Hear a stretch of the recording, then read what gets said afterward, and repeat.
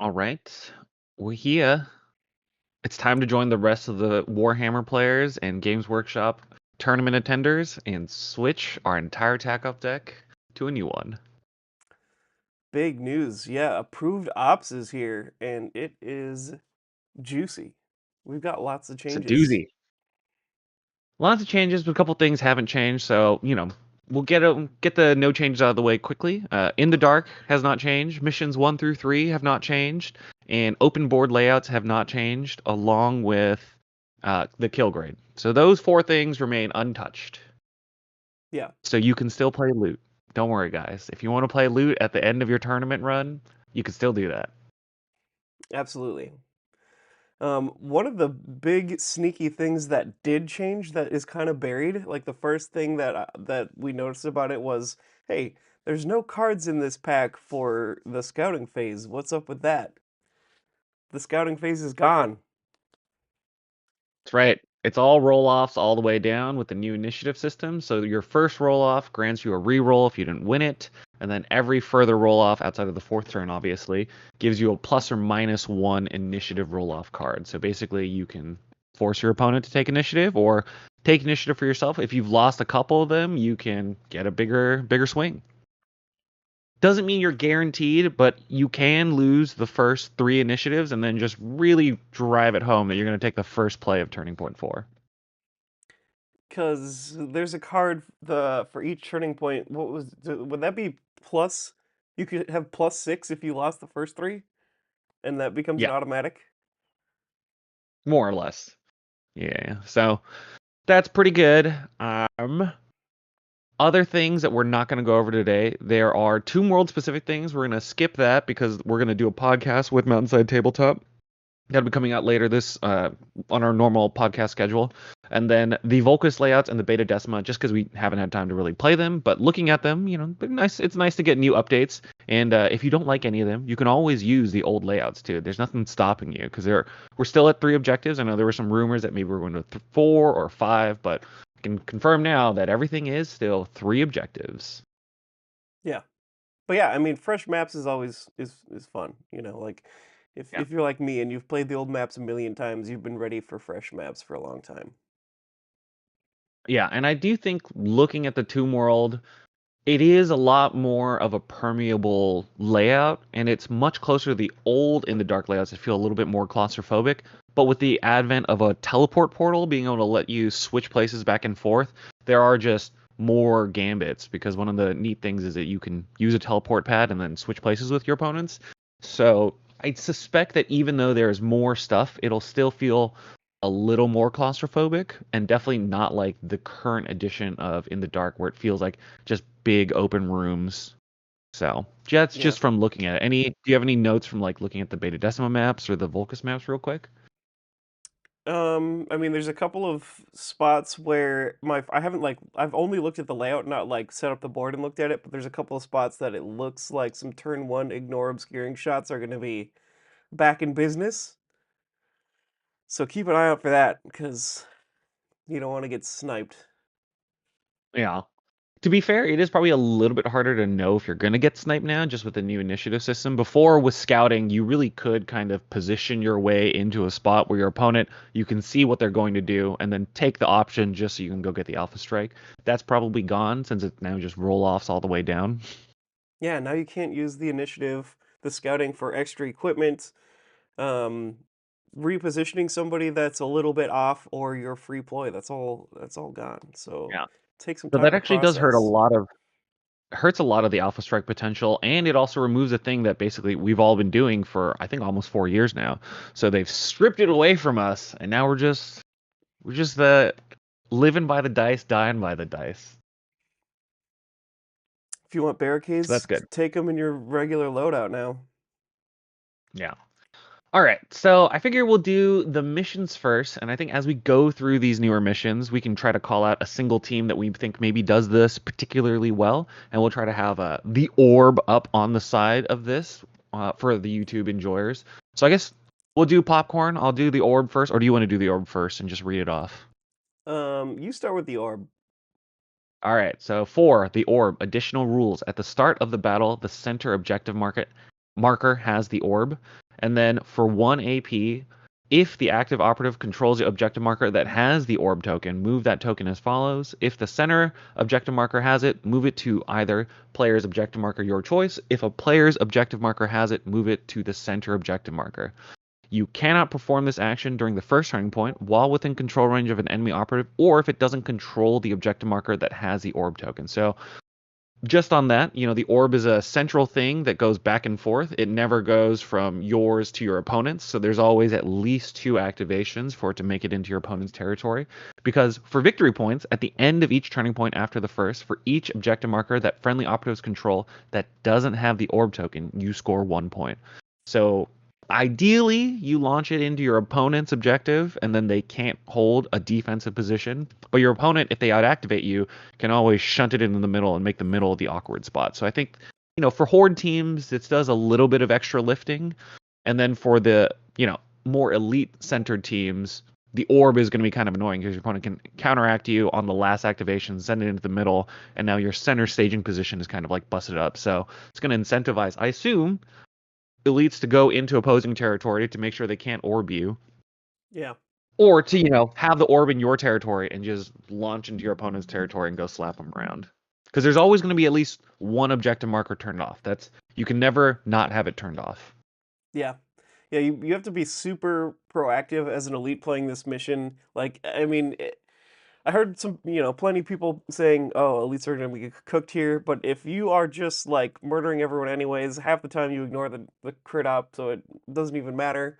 But yeah, I mean, you can still be proactive and do this. It definitely is tough, but it's not the end of the world Yeah. And for to be elites. fair to the horde teams, it's not like horde teams have not had their time in the sun, and maybe some of these other crit ops will favor them a little bit more just to give them a little bit more of a limelight because for the first Volcus set of terrain for all of the Volcus season, I don't think hordes have been particularly good. I think Brood Brothers stand out as maybe one of the better ones because they have a lot of relatively abusive silent tactics that can just like murder people, and then Sanctifiers are a 10 wide, not really like a 14 wide or a 12 wide, so hordes have not been like at their best. So we'll see. The orb definitely, I feel like, favors teams like Kroot or Death Korps of Krieg, even though Death Korps are getting rotated soon. But they'll have a little bit of time, and maybe someone at Worlds will play them. Or Inquisition Agents, I guess, would be another easy one. All right, 5. Yeah. That's on you, 5 is Jason. stake claim. Additional rules at the start of the gambit step of each strategy phase after the first.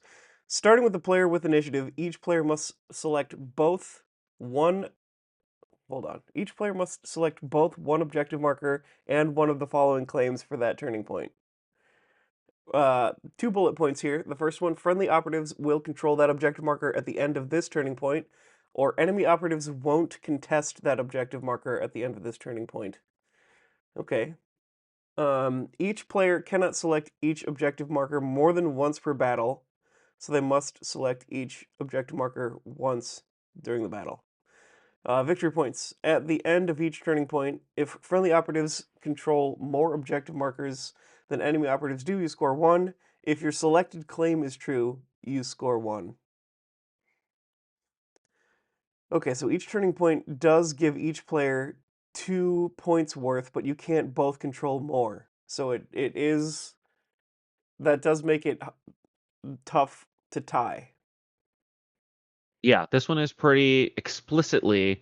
I mean, you could both get 1 point a turn. That's not that crazy, but staking a claim is a nice little gambit mechanic. I think this is a thing that they previewed already with one of their other ones, but stake claim says that you're either going to be able to defend this thing, but as you shift up the board, you're probably going to say your opponent doesn't control this thing so that you have a chance to kind of like blow people up.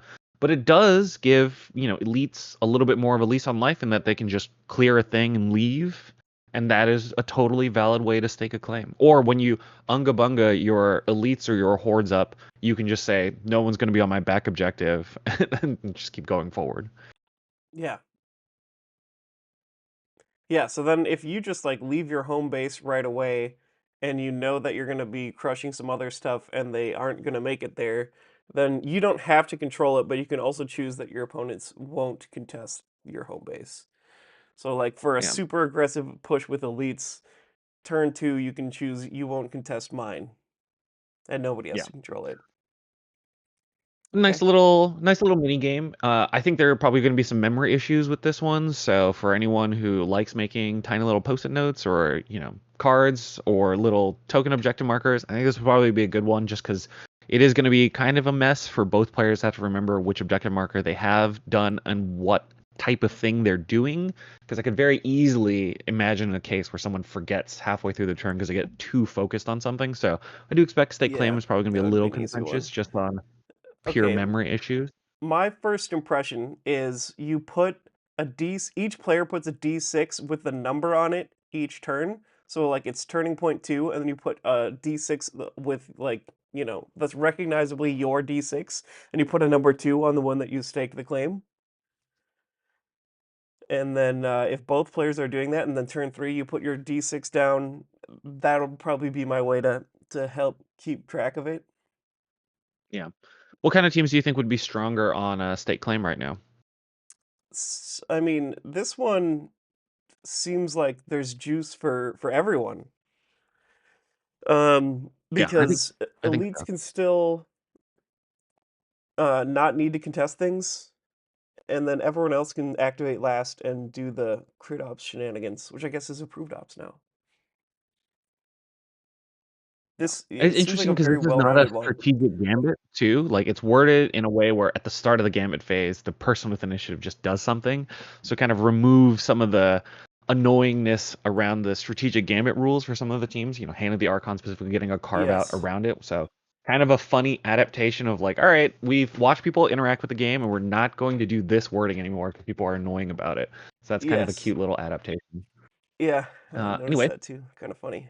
Number 6, energy cells. We've got additional rules. Operatives can perform the pickup marker action upon each of the objective markers in the following turning points. For turning point 2, you must spend an additional 2 AP, and that action cannot be free, and its AP cannot be reduced. Turning point 3, you can spend an additional 1 AP, and that action cannot be free, and its AP cannot be reduced. And then turning point 4, you pick up for 1 AP, just like in the core rulebook.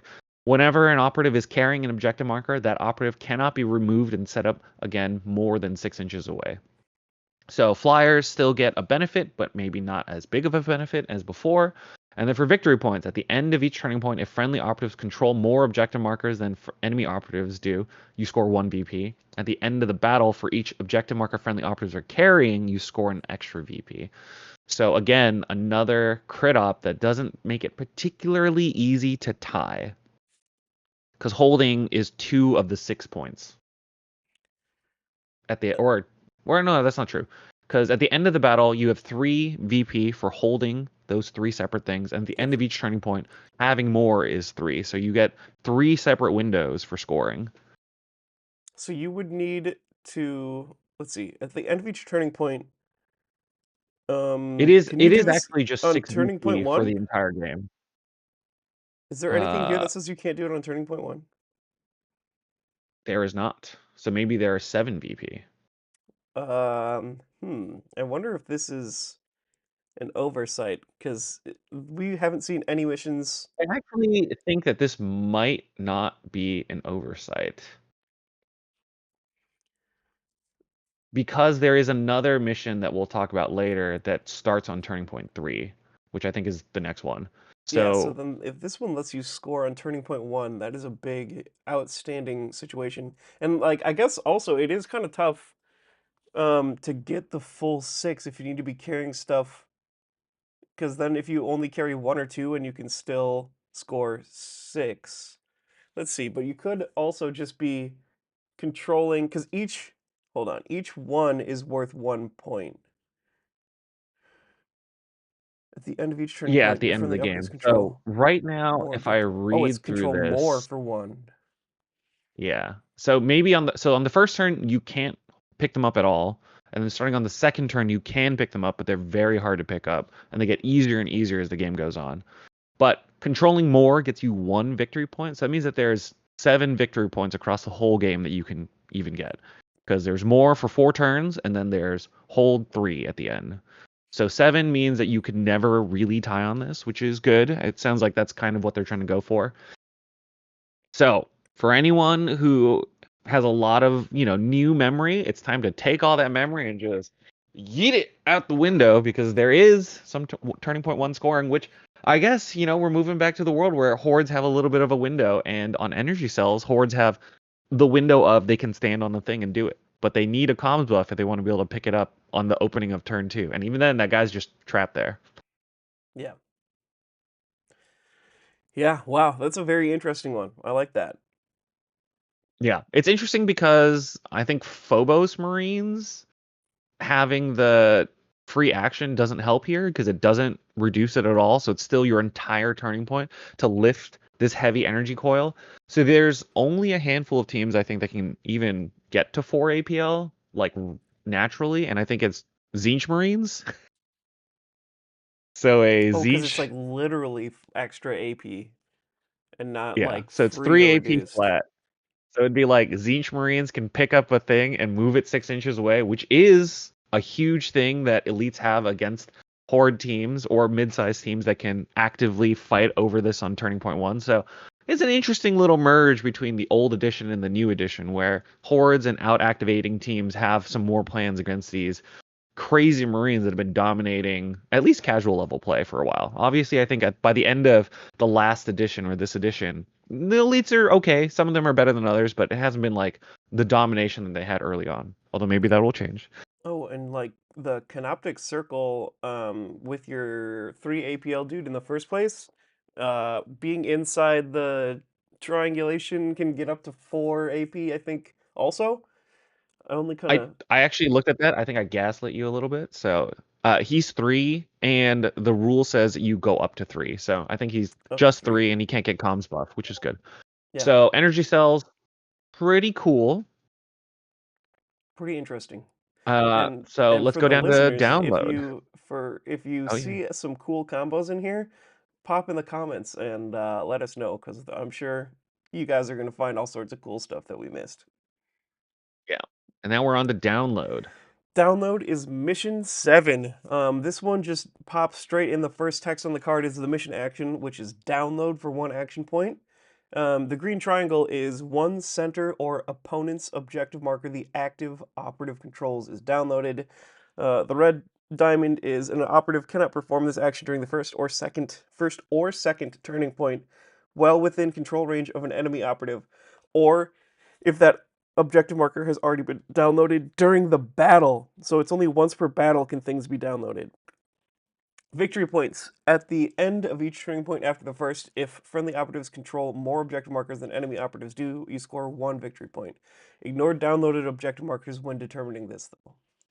Whenever a friendly operative performs the download action during the third turning point, you score 1 VP, and whenever you perform the download during the fourth, you score 2 VP. So, um, you could, so you can score on turning point 2 just only for control more. And then otherwise, all your points come on um, On turns three and turns 3 and four. So this 4, is and like you a can't fully download. backloaded mission. Yeah, and you can't download on turn 2 though, because it's Yeah. you cannot perform during the first or second turning point. So yeah, so this one, KG players are gonna love this. This is definitely the cage off mission. But even with that said, if you can stage up aggressively and do a little bit of chip on two, then on turn three, yeeting a dude up onto your opponent's objective and downloading it, pretty annoying. Because that's basically like a 2 point swing if your opponent is depending on holding more, because it just turns off the thing entirely. And even the Yeah, center objective, the funny thing is you could like you and your opponent together can make this a fully low scoring mission. So if both of you download, you can like turn off all three objectives instantaneously. yeah. So then you'd get 1 point for each downloaded thing, so that's 3, and then someone had control more, so then that could end with there was only 4 points available if you just like try to turn off the mission. Yeah. So you get the one for controlling more, and then on the next turn, you and your opponents turn off all three, and there's exactly 4 points total. Yeah, so that could be an easy one to tie, Yeah, this one which could be a tie. I think it'd be hard-ish, but you could do it. you could do it. Yeah, and Definitely if you like are not the kind of person that wants to do the crit op, you can just make that a tie and then squish them on one of the other tracks. Yeah.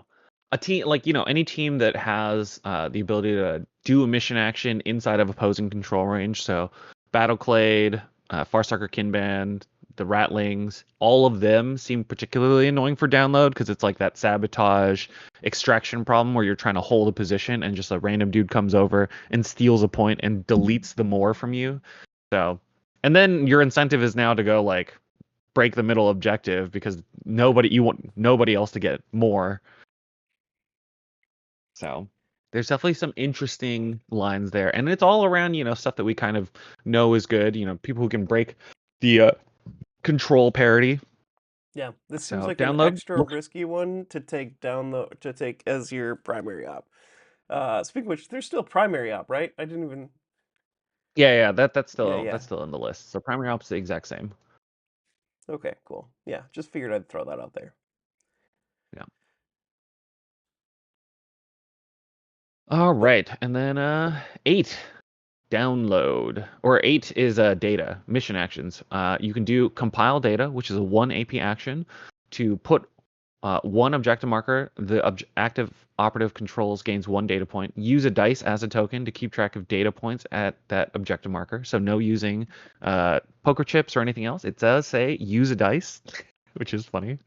And then an operative cannot perform this action during the first turning point while within control range of an enemy operative, or if that objective marker has already gained a data point during this turning point.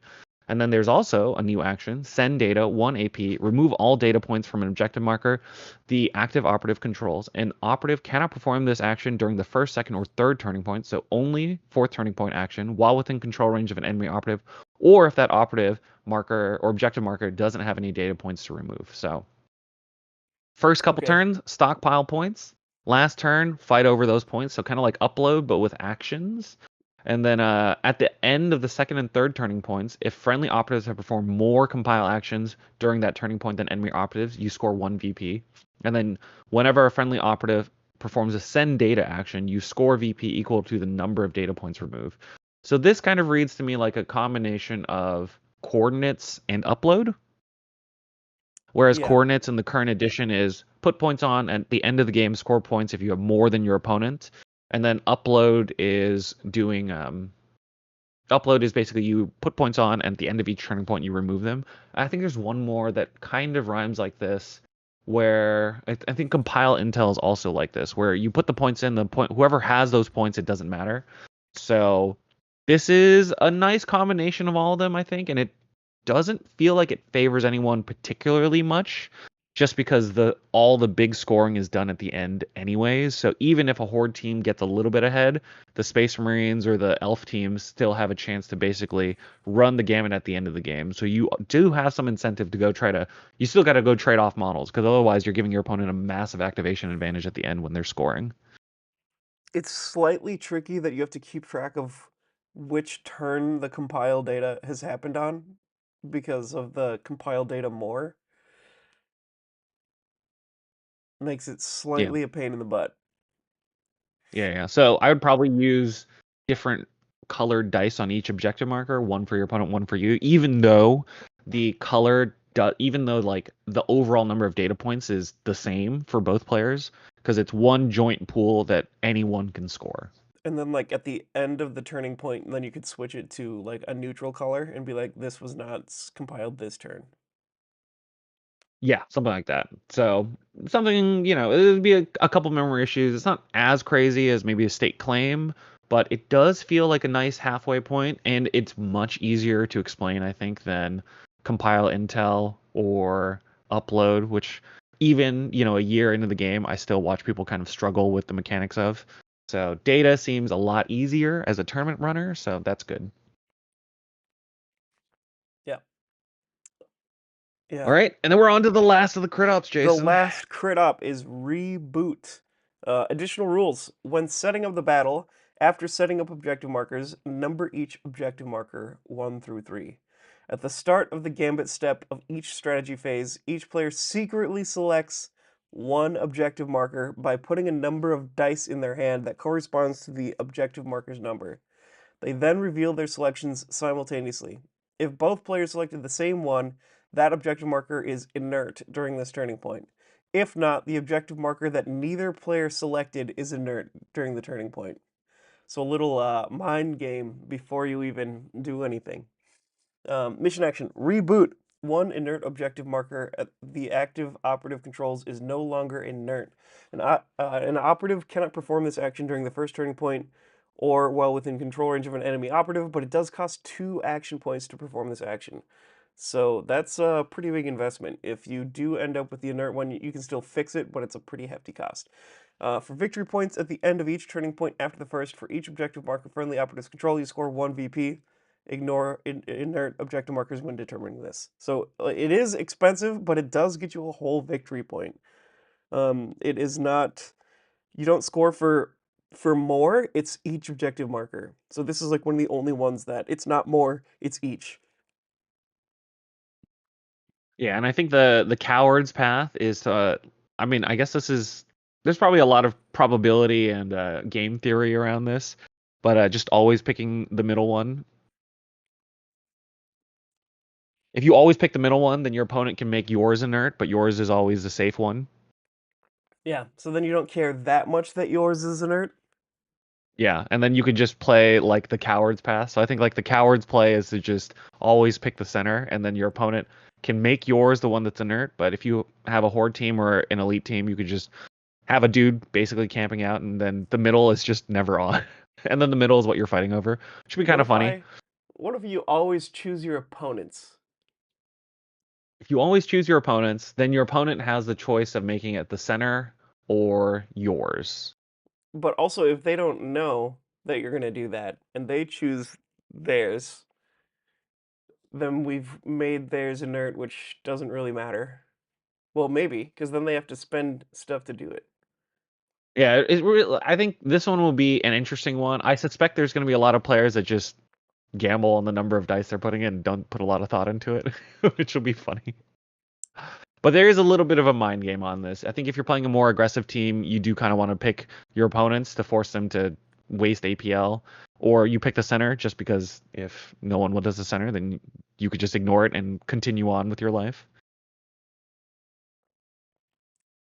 Or if you're trying to play Or flank, choose your own.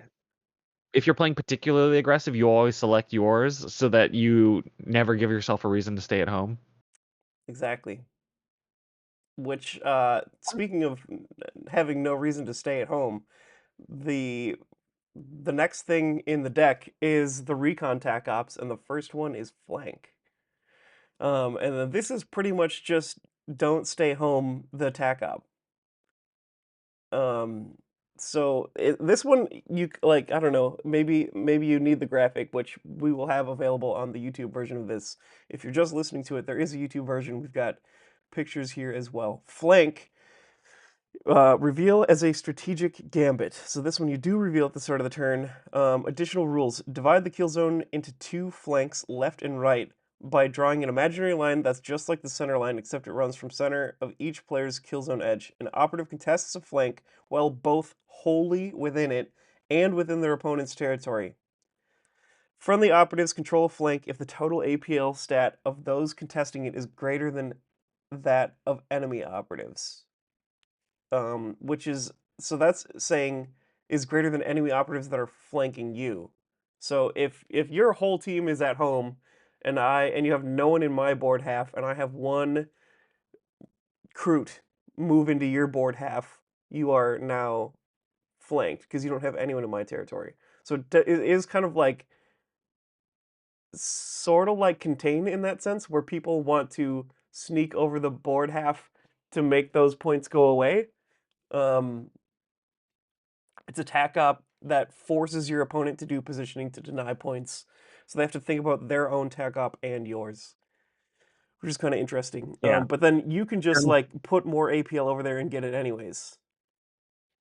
yeah, I mean, crossing most of the teams that have recon are like squishier teams that are more tricksy. So like having to send guys to your opponent's half and letting your opponent either fight you or shoot you or walk over the board to contest you seems a little spooky to me as far as like is this actually a good idea to do? You could maybe also think of it as if you hit your opponent really, really hard on one side and then push over, you get free points for just standing around and then shooting from your opponent's side of the board. But it is kind of hard for most of the recon teams to be able to get away with something like this. Yeah. Is my current read on the teams that have recon, like Pathfinders, I don't think would do this just because you don't have the survivable enough operatives to go send over to the other side. Phobos, I assume you could probably get away with this I because think, having yeah. one guy who was defending that flank and then everyone else rushing out still gets you those 2 extra victory points because it does say at the end of each turning point after the first, for each flank you control, you get 1. And if friendly operatives also control that flank at the end of the previous turning point, you score 2 instead. So you can fight over both flanks, or you could just fight over one flank for the entire game. Yeah, And that'll so get you 5. It won't get you 6, but it'll get you 5. so if you controlled the flank at the end of turning point 1, would that mean in turning point 2 you could get 2 VP for Says still excludes the controlling the flank? first.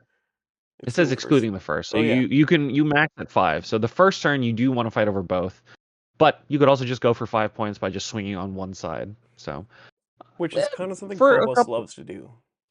yeah, like for Phobos, I could see that maybe working. Less good for some of the other recon teams. Who else has recon right now? Farstalker Kinman have recon. I think they. Let's see. I want to say I Farstalkers are infiltration, seek, and destroy. Oh, Higher Tech Circle are recon. I could see Higher Tech Circle doing this also. guess they can just Just eat sit people on in. one half. Who else? Hunter Clay don't have it. Scouts could probably do it. Inquisition agents, I guess, could also do this by just pushing one side really hard. Blades of Cain, as an elf team, also in that Phobos range of like, you could do it, but it is a little sus in that you really are sending a lot of operatives to go contest. Yeah. So we'll Yeah. see. It's definitely an interesting tech up. It's very novel. Like it does not play like anything we had before. It plays pretty unique. But retrieval, maybe this time we finally fixed recon and they won't have a broken tack up because I don't think recon looks like a free 6 points by any means. Yeah, definitely not.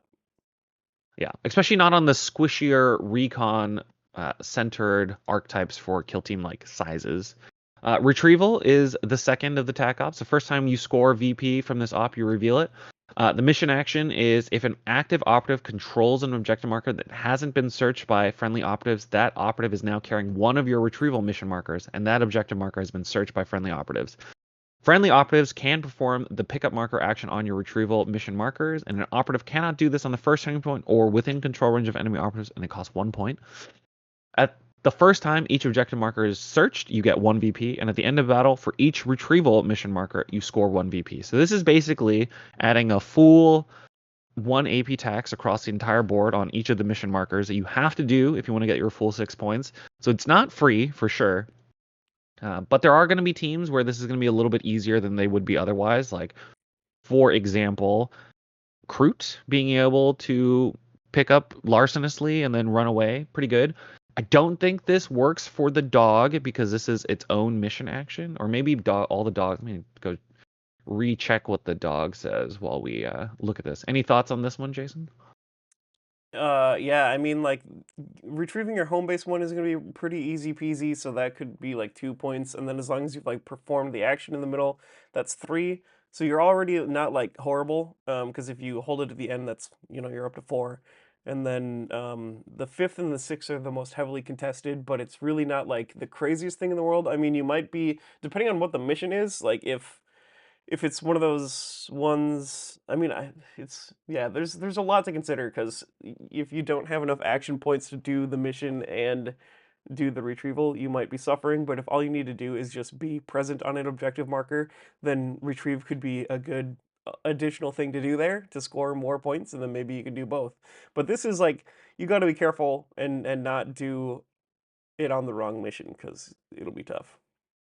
Yeah, like this makes sense in state claim, for example, because state claim is just you either control or you don't control. So just sending a dude to go do that thing on a thing that you were saying that you were not going to fight over anyways can Yeah. drag your opponent's attention to like the middle or your objective while you send someone off to go do a maneuver, which could be kind of cute.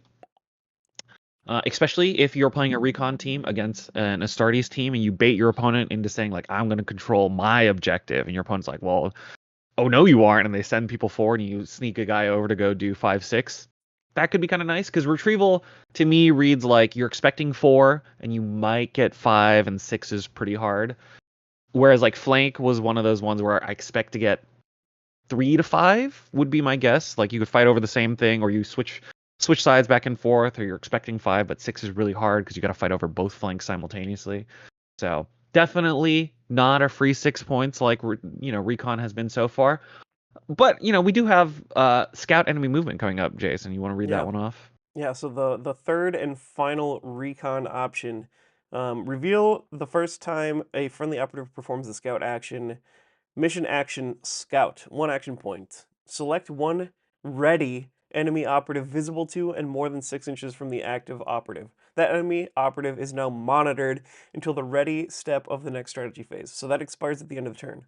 An operative cannot perform this mission action while it has an engage order, during the first turning point, or while within control range of an enemy operative. So you've got to do it from far away. You can do it in your board half, and oftentimes you probably will. So it's pretty much just look at someone with a conceal order that is far away and ready, and then victory points at the end of each turning point after the first for each monitored enemy operative that is visible to friendly operatives. You score 1 VP. Note that it doesn't have to be a friendly operative that performed the scout action, and you cannot score more than 2 per turning point.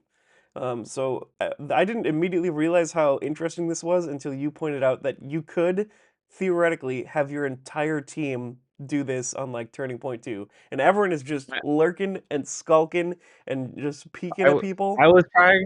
I was trying to be nice on the first two, saying maybe recon won't be broken, but I already knew that scout enemy operatives or scout enemy movement was coming up, and maybe it's not a free 6 points, but your opponent's certainly going to have to contort themselves really, really hard to not give you these points. Yeah, So, for anyone who's worried about it, the counterplay against scout enemy movement is the most important thing. Never be visible to your opponent, because you do have to give your opponent a ready visible operative. So that is a big first thing. If your opponent is doing this to someone who's already gone, it doesn't count. But that said, it's pretty hard to fully avoid visibility on pretty much any of the teams, just because maybe on In the Dark this is much worse. I could see that being the case, where you could just sit in the back and just not come out at all, and your opponent really has nothing to scout. That could be very annoying. But on Volcus or Beta Decima, this just reads 6 VP to me. yeah. Well, so you could mark somebody with scout enemy movement, and then they then go outside of visibility Yeah. sometimes, but then that really messes up their plan. So Yeah, like it's you'd have to strong have either way. yourself as counterplay fully stay out of visibility before you go and then after you go, and I can't imagine a world where that's leads to a particularly good gameplay experience. Maybe Yeah, I'm wrong. Maybe it especially will be Beta that Scouting Decima. Movement will be bad. Yeah, and to be fair, this is worse for more elite-centered recon teams. I can't really imagine Higher Tech Circle particularly enjoying hanging out and doing this because they really want to make sure that they delete their opponents and force your opponent into an attrition game plan. So I can't imagine it being very good there. But for teams that can just hang out and out activate you a little bit, they just send a good dude up onto Volcus terrain and then just take pictures. We've got we've got surveillance back, except you could do it from your side of the board with a sniper rifle. Yeah. Yeah, and Because like notably, definitely because you have with the conceal order you have to have also you probably want to be a horde to do this. yeah. So I mean, for the teams that could do this, I expect that this is going to be very good.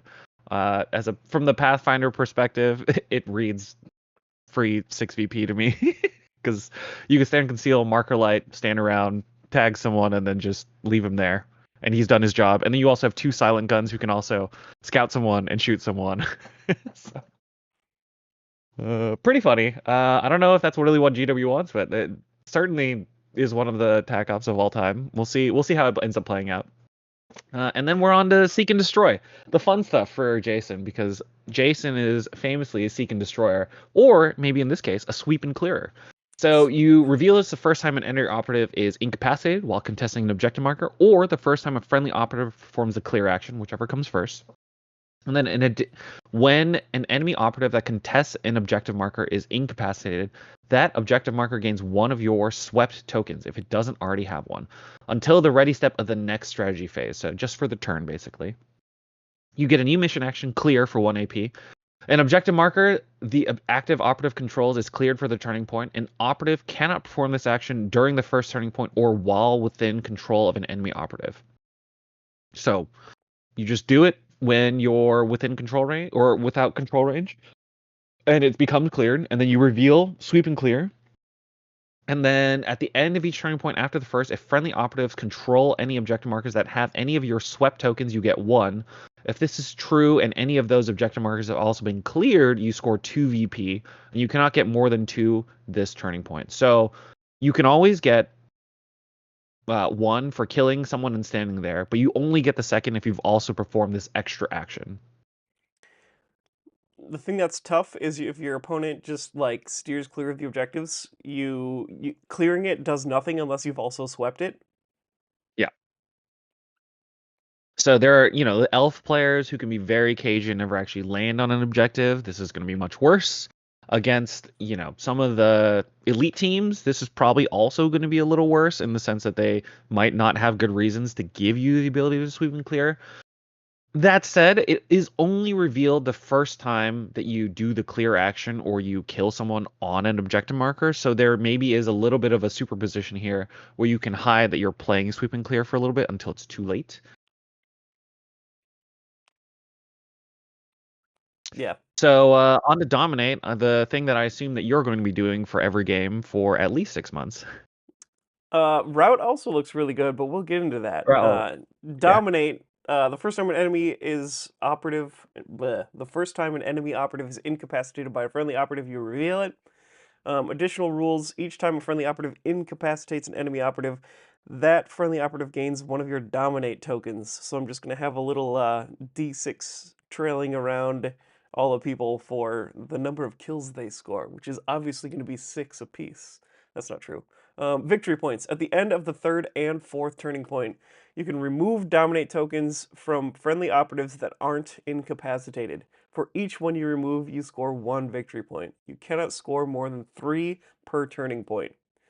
So that is just like squish people early and then cash in for the people that have been squishing people and stayed alive to you could have 2 different models get 3 VP for it, Or if which you're would be pretty shooting juicy. centered team, you could just shoot and run away, shoot and scoot, and then on turns 3 and turns 4, just score your victory points because you're hiding in a box.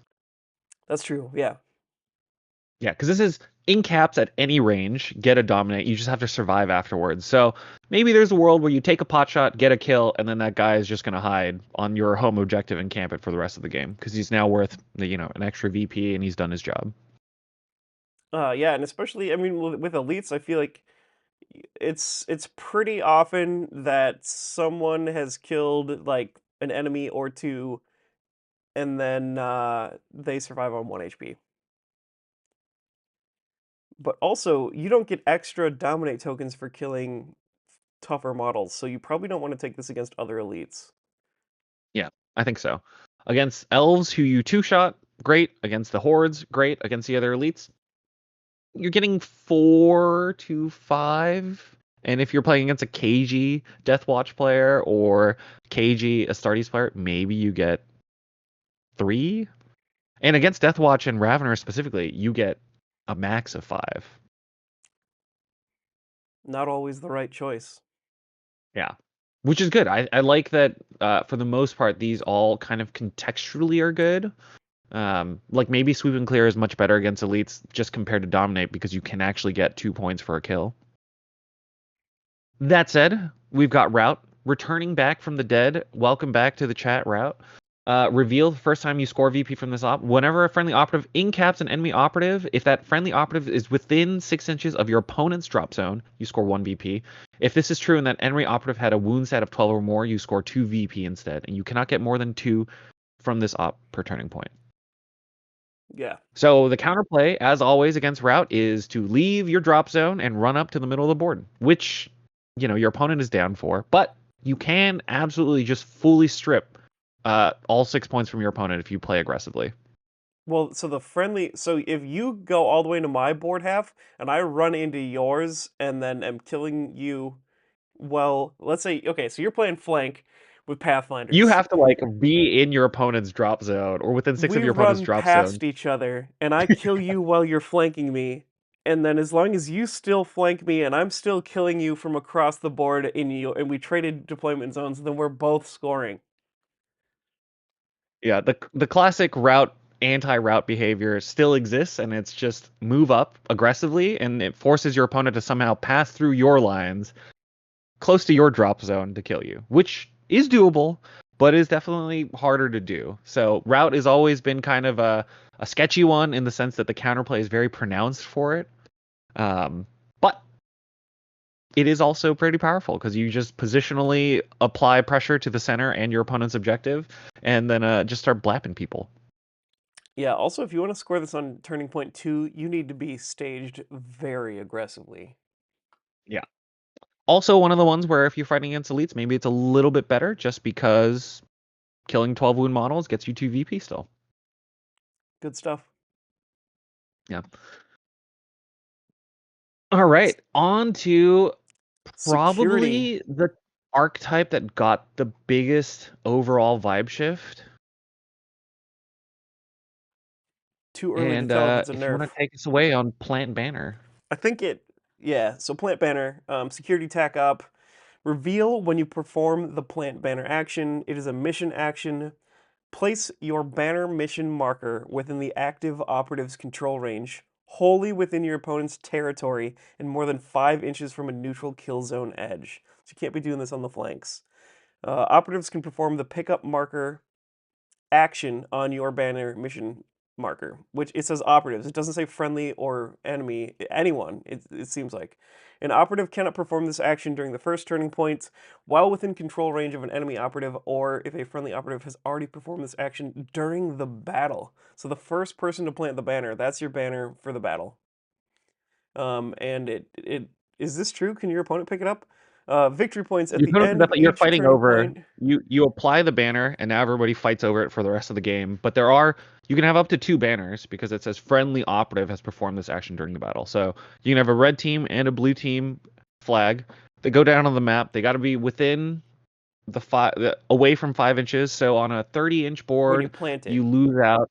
You got a 20-inch wide area that you're fighting over, and on the 22-inch wide boards, you've got a much smaller 12-inch area to play around.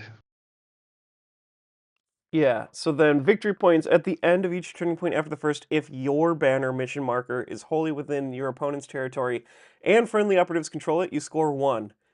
It's a little bit of a tall ask. If that's true and no enemy operatives contest it, you score 2. Note that your banner mission marker must be in the kill zone to score, not being carried. So don't carry it ever, just plant it and guard it. Yep. Interestingly enough, I want to call out that Ratlings probably do this pretty well in the sense that they can always just run up and put it in your opponent's objective. And then you have to control it afterwards. But if you're out activating, you can probably rig it so that you can guarantee do it in a spot where your opponent is uncomfortable. I feel like there's going to be some maps where you just like break into a sneaky corner in your opponent's board half that's tough for them to get to, and then plant a banner. Yeah, this is a And spot then also where I anything that think has like mines, like the Kasserkin with the Melta mine, you just wheel into the middle, plant the banner, throw a mine down. This is I mine say come now. deal with it. Yeah. Yeah. Yeah, there's definitely some interesting stuff around this. This is, I think, basically secure center line, but now it costs a thing and your opponent can interact with you. I think in general, these sorts of tac ops have not been good when your opponent can heavily interact with your way of scoring victory points. But having read through a couple of these now, it feels like the spread of getting to 6 is a lot harder overall. With a bunch of Seek and Destroy not even giving you the chance to get to a full 6 against some teams. So maybe this is fine. Maybe the 3 to 5 is what we're targeting, and 6 is really hard. And that's probably a better healthy point compared to the current version of TAC Ops where people are just going into games expecting they will hit 6 very reliably. Yeah. All right, and then we've got the Martyrs. Basically, every Imperial Guard center team is looking to do this security tack up just because they love dying for the Imperium. And I guess, for the sisters and the future sisters that are coming out, they probably care about this a lot more. This reads a lot like the old Novitiates secondary tack up or the old Death Corps secondary tack up. First time a friendly operative is incapacitated while contesting an objective marker, you reveal this. And then for additional rules, whenever a friendly operative is incapacitated while contesting an objective marker, that marker gains one of your martyr tokens. So you die, your body falls on top of the objective marker and bleeds out, like Blasphemous, I suppose. Victory points. At the end of each turning point after the first, if a friendly operative contests an objective marker that has one or more of your martyr tokens, you can remove any of those tokens. For each token you remove this way, you score 1. If friendly operatives also control that marker, you score 2 instead. You cannot score more than 2 from this op per turning point. So having a martyr's corpse that you control gets you 2 victory points. Yeah, so if Wild. someone dies on the objective marker and you still control it anyways, 2 VP. This is probably going to be insane for higher tech circle since they incap twice. That's true. Yeah.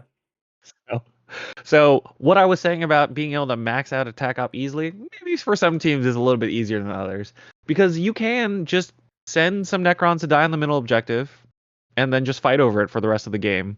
And each Necron will get you effectively 2 points. If you do okay, so hold on. You could do this on 2 different objective markers and then still not control it. So like if I slam you in 2 places and contest it, you still get your 2 points. Okay, yeah. Yeah. Yeah, so I expect that this will be very good for higher tech circle players. Yeah, definitely. Rough. Challenge level impossible, it seems. All right, and then Envoy. You wanna talk to us about Envoy? Envoy. Reveal the first time you select an envoy. Um, Additional rules. As a strategic gambit in each turning point after the first, select one friendly operative to be your envoy until the ready step of the next strategy phase. You cannot select an operative you selected during a previous turning point.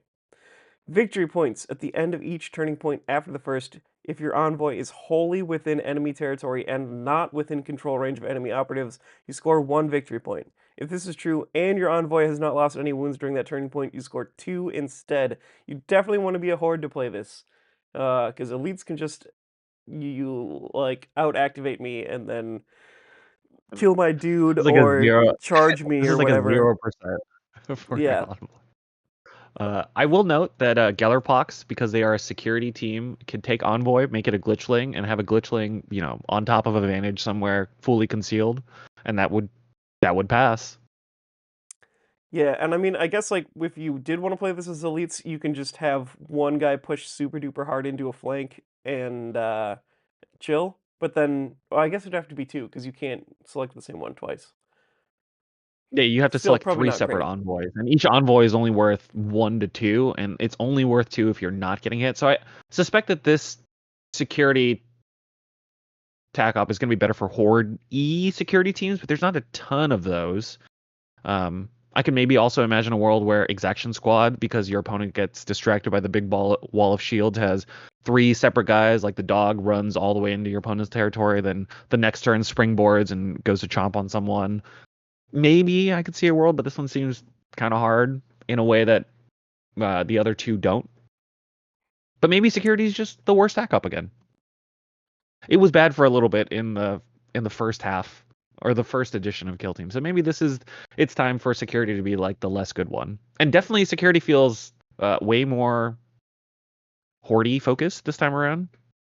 Yeah, none of these. I mean, I guess if I was gonna play security as elites, maybe I'd noodle around with martyrs a couple times, but it would probably mostly be plant banner. Yeah, I could imagine the vibe of Plant Banner in elite matchups being pretty solid because you just save it into your counteract and you counteract, put the banner down on one of the six guys for whoever has the best spot to place it.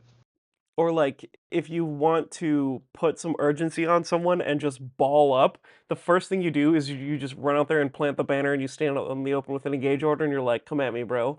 And then it puts a lot Yeah. of pressure on, and then if you just feed four Space Marines into one banner and your opponent does not match that energy, you just absolutely squish them. Yeah. Definitely interesting because it feels like for a lot of the security seek and destroy teams, you're going to have a lot more decision making, which I think is good. And for the teams that use security, like the Hearthkin Salvagers or some of these other wider teams, there's just way more ways to interact with the game. And Take Ground was basically a cancer upon the soul in that people just took it and just expected to get 6 points off of it. So I'm glad that that's just gone. Yeah. And even as much as I think martyrs might be a little free for some teams, it's really around like higher tech circle die twice and they get back up. So you can obviously martyr a little scuttlebug or any of those dudes and not care about it, and that seems pretty rude. But maybe we're finally in a world where infiltration is playable. Yeah. Oh yeah. So we got track enemy as the first infiltration tech op. Reveal the first time you score VP from this op, and for additional rules, an enemy operative is being tracked if it's a valid target for a friendly operative within 6 of it. That friendly operative must have a conceal order, cannot be a valid target for that enemy operative it's attempting to track, and cannot be within control range of enemy operatives. And then at the end of each turning point after the first, if one enemy operative is being tracked, you score 1, and it's 2 if it's the fourth turning point. And if 2 or more are being tracked, you get 2 VP. You cannot score more than 2 from this op per turning point. So this still remains pretty hard. But compared to something like recon and recover and fight over flanks, right? Flank versus track enemy. Track enemy only requires you to track 2 separate guys on your side, and you can have them kind of anywhere on your opponent's territory, which is not that crazy. For Mandrake specifically, this seems really rude because you will just teleport to your opponent's side and just go to your opponent to have to fully switch their priorities. And it'll be on the part of the board that nobody wants to be on. And then when you try to go attack them, they just teleport to the other side of the board. So I can imagine track enemy having some extra play possibilities while feeling a little more interactable than something like surveillance, which was just, oh, my opponent took a picture of me, I guess I lose 2 points. And so like when infiltration was working for surveillance, it just read as 6 points, which is kind of boring. With track enemy here, when you're getting out activated, still probably will read like, they get their first 2 points free, but every other turning point after that is a little spookier. Yeah, and then like the final turning point being worth 2 is actually pretty notable. I feel like that turning point 2 and 4 are the easier ones to score, and then turning point 3 is when there's a lot going on and it's going to be tough to maintain tracking 2 enemies. Yeah. All right. And did they finally land the wiretap surveillance object TAC op, Jason? Is it possible? It maybe I do want to throw one final detail about track enemy. It Uh-huh. looks like you can have one model track 2 enemies. Yes. Important, because then elites could maybe do it. I mean, who knows if you want to be tracking enemies as elites. Anyways, moving on to plant devices, because wiretap and all that, but put into plant devices like you were saying. Um, let's see. Are you reading this one or am I? I I think lost you're track. reading this one. I just did track. Yeah. Plant devices. Reveal the first time friendly operative performs the plant device action, which is a mission action for one action point. One objective marker the active operative controls gains one of your device tokens. An operative cannot perform it during the first turning point while within control range of enemy operative, or if that objective marker already has one of your device tokens. It can only have one, in other words. Victory points at the end of each turning point after the first. If your opponent's objective marker has one of your device tokens, you score 1. So that's just if it has it. And then for each other objective marker enemy operatives contest that has one of your device tokens, you score 1. You just cannot score more than 2 per turning point. So enemies can't remove the device, right? I don't see anything that says they can do that. Nope. So if You in do turning it, and point the device 2 is there forever. you pop the device on your opponent's uh, thingamajig, that's 3 victory points if you get that on turning point 2, which is a tall order. But stuff like Ratlings can just like wheel in and use Larcenist to pop a thing there. That's just like 3 victory points immediately. And it's totally worth trading any model. Like if you use the slingshot guy to just like jump a wall and plant a device using Larcenist and then die for 3 victory points, totally worth it. Absolutely worth it. And then the other ones, you pretty much you've got Home Dog in the back doing the rest of it. There it is. Yeah, so this is if you can set 3 devices, it's not guaranteed 6 points, but it's probably guaranteed 5 points because your opponent's gonna want to interact with one of your objective markers, and you can always do yours basically to waste time. Yeah, this looks pretty playable. Like, there's going to be a bunch of teams that have a path to do this interestingly. And if you are a listener that hears this and is like, oh my gosh, my team would do this well because of X, Y, and Z, you should totally throw that in the comments too, because the more the Yeah, I mean this merrier this with people feels a brainstorming little bit like shenanigans. a new lease on life for like Hernken Jaegers because Hernken Jaegers always have 2 devices because you're almost always going to be able to stage up and do the first one in the middle. So if your opponent's just constantly fighting with you over yours and the back line, that's pretty good. And then you just have to find one guy to storm hostile objectives, which is already a thing that they were basically doing. So one dude gets over there to do it. But you know they could also track enemies, and Hernken Jaeger also seemed like okay at doing that. But anything else that you wanted to call out on plant device? I think this plant devices seems very good by my estimation. It does seem really interesting. Like, there's plenty of teams it's not going to be easy and it's not going to be free, but it is situationally very usable. Yeah, and it really just makes all the objectives way more toxic to interact with, and there's less free choices against the infiltration team because now you don't know if you want to go to your opponent's backline objective, or if you do, you want to be able to do it in a way where you can leave right away on one activation. So Very interesting. yeah. Um, Then we have Steel Intelligence. You reveal it the first time an enemy operative is incapacitated. Whenever an enemy operative is incapacitated before it's removed from the kill zone, place one of your intelligence mission markers within its control range. So recover items from killed corpses. Friendly officer can perform the pickup marker action on your intelligence mission markers, and for the purposes of that action's conditions, ignore the first intelligence mission marker that active operative is carrying. In other words, each friendly operative can carry up to 2 intelligence mission markers or one and one other marker, because operatives actually have a cap of 1 marker at a time. So unless you have a rule that says otherwise, like this, you cannot have like 2 power cells, for example. And at the end of each turning point after the first, if any friendly operatives are carrying any of your intelligence mission markers, you score 1 BP. At the end of the battle, for each of your intelligence mission markers, friendly operatives are carrying, you score 1 BP. Yeah, so it's kind of like the new meat beacons, which is what I was calling confirm kill. But Yeah, you you're just have stealing to brain. pick it up. So you Yeah, just you kill got to people and then actively you pick pick it it up. up. And then carrying it is worth 1, and at the end of the game is worth 1. So you could get away with just killing 3 people and picking it up and staying alive, which is a tall order. I mean, like we said, there's not really anything here that's like a free 6 points. I mean, there's a path to get 6, but it's big. I So feel like maybe people I feel like won't for always Hernken choose tack Jaeger, up as their primary. I feel like Hernken Jaeger and Nemesis Claw are teams that, have been looking for infiltration to finally provide them a way to be a little bit more offensive or get some value out of playing defensively, in both of those situations. So I feel like Steel Intelligence is a nice halfway point where picking up the marker is a real cost, but for Hernken Jaeger, who have 3 APL from time to time, it's not as bad. And then for Nemesis Claw, who already have 3 APL, also not that bad. But it does mean that now those operatives are like running away from the front lines. But I guess just Nemesis Claw already do run away from the front lines a little bit. Yeah. Overall, I'm feeling like this is probably overall a good change. There's less free stuff. There's a lot more action, so there's a lot more APL taxing kind of across the board. It seems very interesting. Yeah. It's super fresh. A nice way to shake up the game. I do feel like every single archetype still has one that is pretty good, although the size of your team and the number of activations you have actually does change those evaluations quite a bit. So maybe it is the case that it is a much there's a lot more choices. We'll see.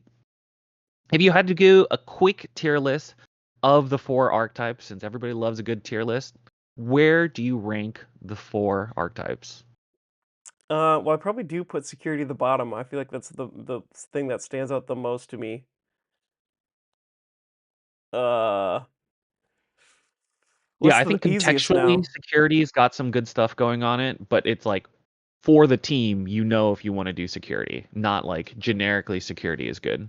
Yeah, yeah, way more situational. Um, Yeah. and the rest of them, it's not super easy, immediate, obvious. Like one is just generically easier and better than the others.